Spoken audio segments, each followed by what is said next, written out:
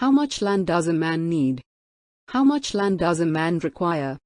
Is an 1886 short story by Leo Tolstoy about a man who, in his lust for land, forfeits everything. Summary of the story. The main character of the story is a peasant named Pahom, who overhears his wife and sister-in-law argue over the merits of town and peasant farm life. He thinks to himself, if I had plenty of land, I shouldn't fear the devil himself. Unbeknownst to him, Satan is present sitting behind the stove and listening.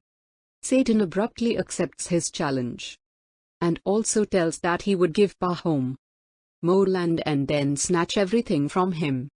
A short time later, a landlady in the village decides to sell her estate, and the peasants of the village buy as much of that land as they can. Pahom himself purchases some land, and by working on the extra land is able to repay his debts and live a more comfortable life. However, Pahom then becomes very possessive of his land, and this causes arguments with his neighbors. Threats to burn his building began to be uttered. Later, he moves to a larger area of land at another commune. Here, he can grow even more crops and amass a small fortune. But he has to grow the crops on rented land, which irritates him. Finally, after buying and selling a lot of fertile and good land, he is introduced to the Bashkirs and is told that they are simple-minded people who own a huge amount of land. Pahom goes to them to buy as much of their land for as low a price as he can negotiate. Their offer is very unusual. For a sum of 1,000 rubles, Pahom can walk around as large an area as he wants, starting at daybreak, marking his route with a spade along the way. If he returns to his starting point by sunset that day, all the land his route encloses will be his. But if he does not reach his starting point, he will lose his money and receive no land.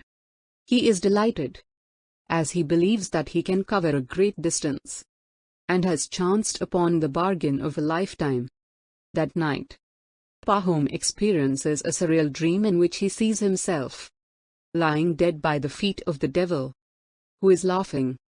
He stays out as late as possible, marking out land until just before the sun sets. Toward the end, he realizes he is far from the starting point, and runs back as fast as he can to the waiting Bashkirs. He finally arrives at the starting point just as the sun sets. The Bashkirs cheer his good fortune, but exhausted from the run, Pahom drops dead. His servant buries him in an ordinary grave only 6 feet long, thus answering the question posed in the title of the story. End of the summary. Thank you.